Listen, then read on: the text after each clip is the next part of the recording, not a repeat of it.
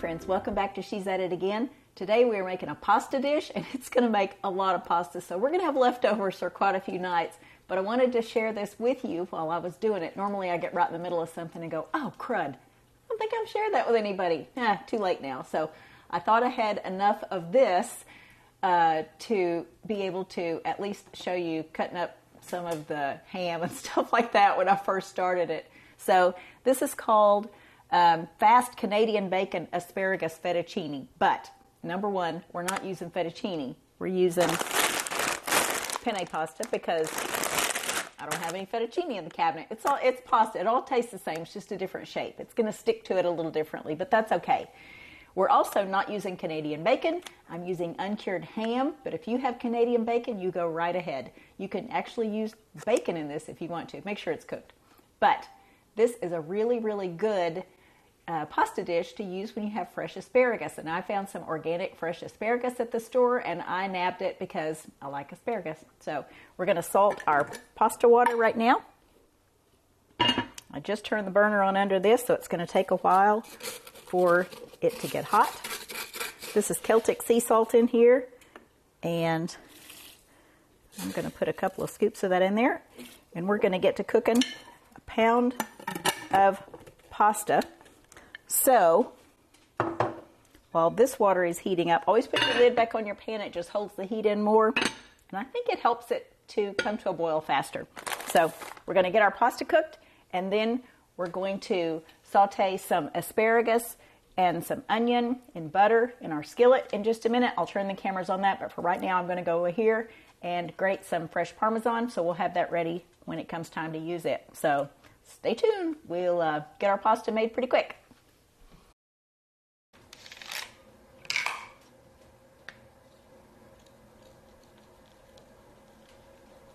I got a new rasp the other day, and I'm so excited about it. If you've never had a microplane zester or a rasp, you're missing out. I have one that I use all the time, and it's just this part. It doesn't have the handle on it, but when I saw this at the store and they had them marked down the other day, I was so excited. I grabbed one for me and one for my neighbor. I know she's going to like it too. But this is so handy to have, especially for things like hard cheeses or nutmeg, things like that.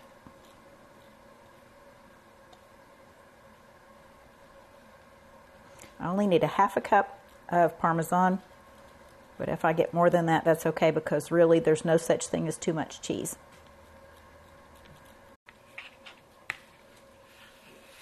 Okay, that looks like enough right there. Okay, I have my cast iron skillet here. I have my burner turned up to medium, and it's going to start getting hot. And I have a tablespoon of butter here. I'm going to put that in there. Now I've I've cut up my vegetables ahead of time. I had those in a container. I've prepped as much stuff as I can ahead of time. That way all I have to do is throw it together. This is really a very quick meal to put together once you have everything chopped, and there's really not a lot of ingredients to it too. So this is just a quick dinner. But like I said, if you have Canadian bacon, that's great. Cut it up in little chunks. If you have uncured ham, that's great. I wouldn't recommend cured ham just because, you know, sketchiness of the carcinogens in it. I always try to buy uncured ham, and I showed the package when I started cutting it up. That's why I'm so big on showing you the package, because some people will say, I've never seen uncured bacon, or I've never seen uncured ham. Well, you just have to know which words to look for on it. And it'll say uncured. You just have to be able to look for it. I had somebody tell me here recently, I didn't even know they made uncured ham. Yeah, they do. It's just not as popular as the cured ham.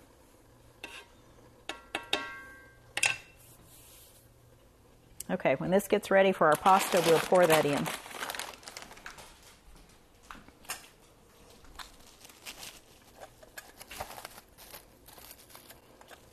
In this bowl, I have a whole onion cut up, and it is smelling strong. I cut that thing up and put that cellophane over it. Ooh, because it was really, really strong. This is a whole large onion.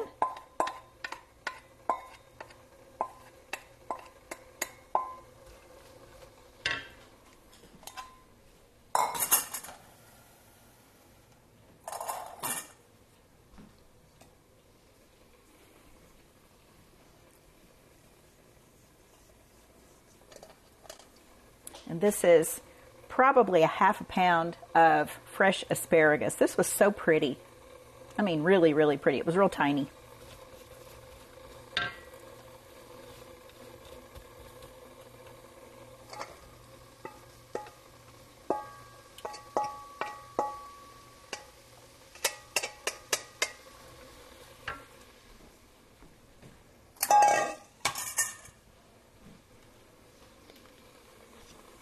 We have our ham ready to go in. We have our heavy cream ready to go in, and we have our Parmesan ready to go in. And really the only thing that this lacks is fresh ground pepper. So that's how quick it is to go together. Really not a lot of prep work to this.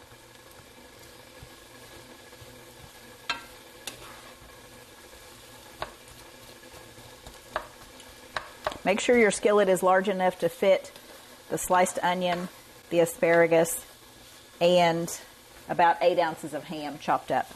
Now, if you even want to buy the healthier version of the lunch meat that's uncured ham, go for that too. It really doesn't matter. It can be thin, thick, however you like it.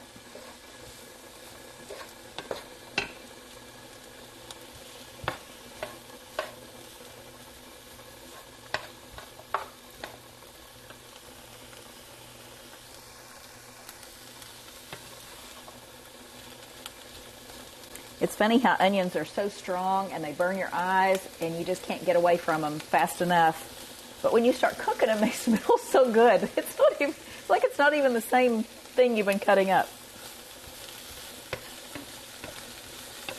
And the taste is the same way. Raw onions, nah. They have to be super tiny in a salad for me to enjoy those. But to cook them, man, those are great.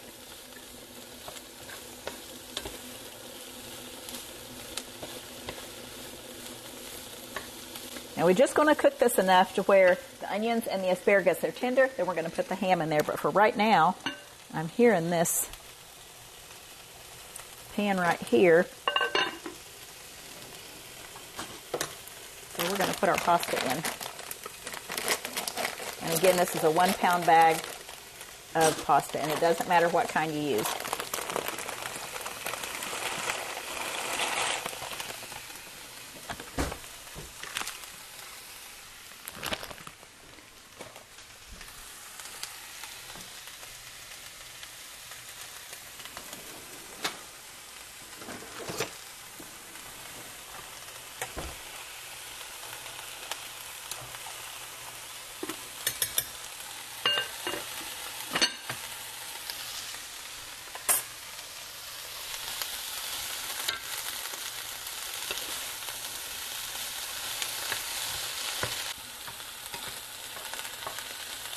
The onions are just starting to get clear. So we're going to go ahead and add our ham. Again, this is about 8 ounces cut up into small pieces.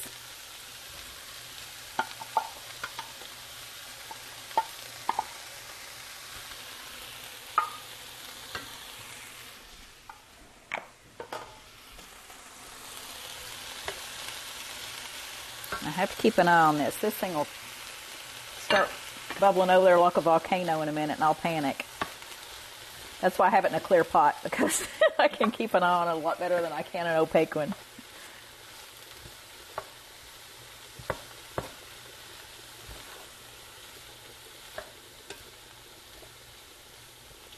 Okay, we're going to let this asparagus, onions, and ham in the butter cook for about 5 minutes.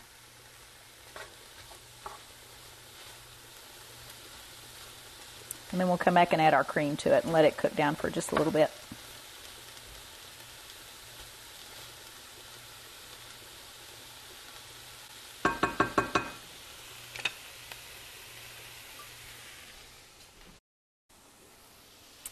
Okay, pasta's still cooking. Vegetables are pretty tender. So So we're going to go ahead and add our cream. I've lowered the temperature on the burner. I'm going to slowly pour that over the mixture.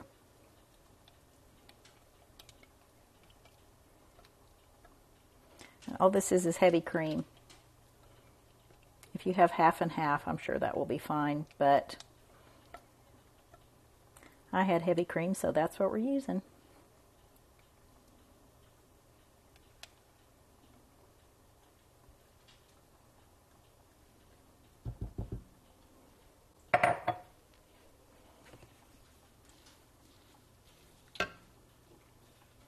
We're going to let this simmer for just 2 or 3 minutes. See how this stuff keeps creeping up? It's like somebody's trying to jump in and scare me or something. And it does. It scares me when it boils over. Just when I hear it hit the burner, that first noise, I'm like, oh, I'm burning something.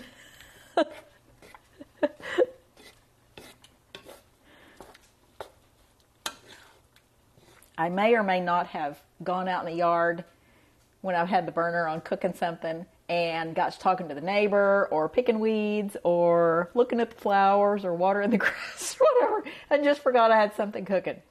It's not a good outcome, but this may or may not have happened to me. Just saying.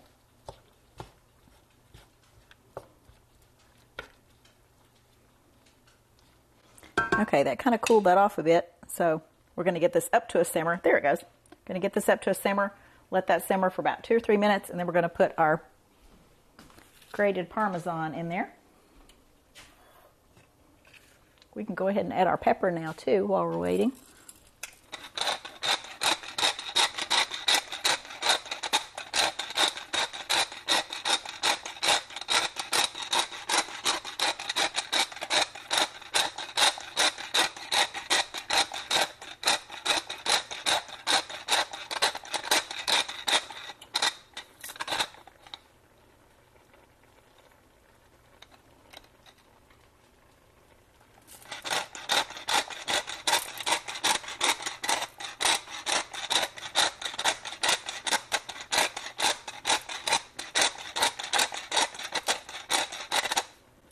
As you can tell, we like lots of pepper.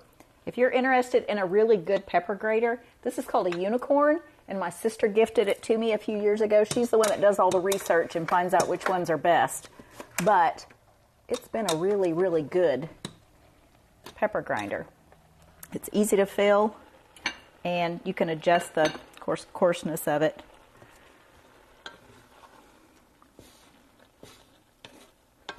And I'm guessing she bought it online through Amazon or something.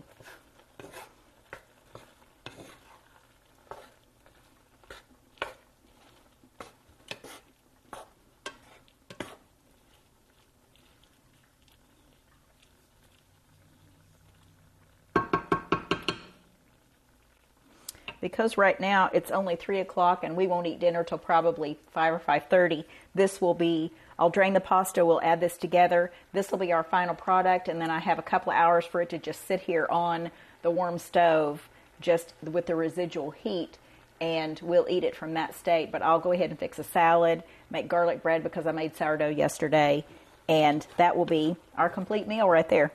So as you can see, this does not take long. It's not a lot of effort. It's not a lot of ingredients. So quick to throw together. Okay, that's reduced pretty good.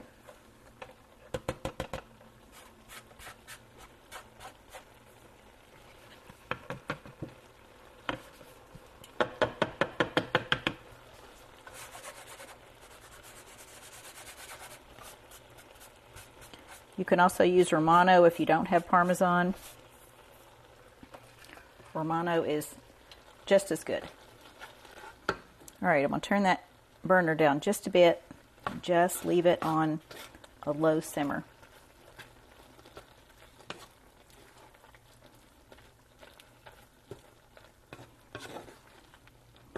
This smells really, really good. Now, if you wanted to add garlic to this, you could, but the recipe does not call for garlic, so feel free to use it if you want to, but as it is, this does not call for garlic. This has tons of flavor just on its own.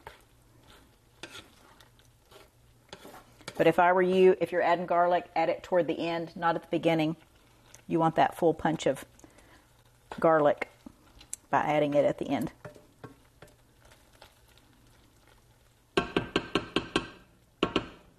Okay, I'm going to turn this burner off.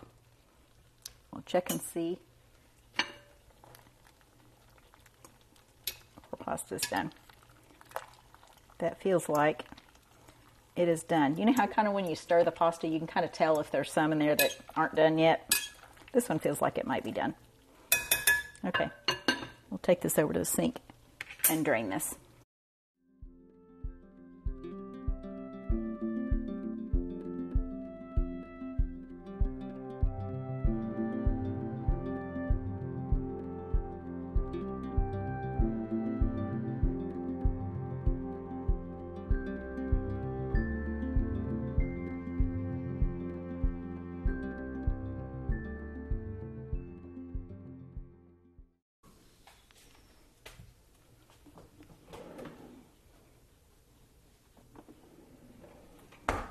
All right, we're going to go ahead and pour our vegetables into our pasta.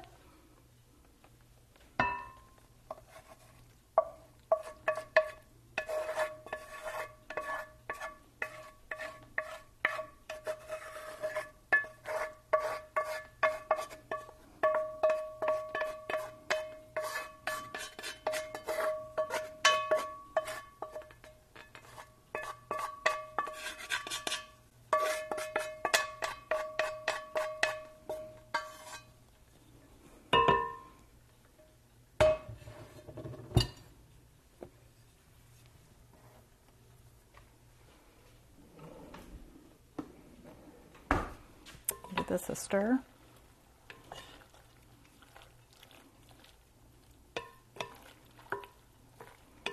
When we get ready to serve this, hopefully I'll remember again to take a picture of it, do a video of our plate servings, whatever, just so you can see what it looks like. But for right now, this is basically what it looks like. I'll turn the camera around so you can see a little better.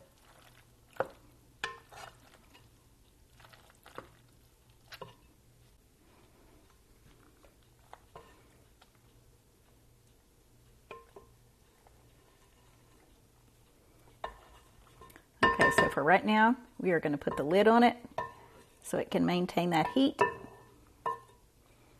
And it'll still be warm when we get ready for dinner.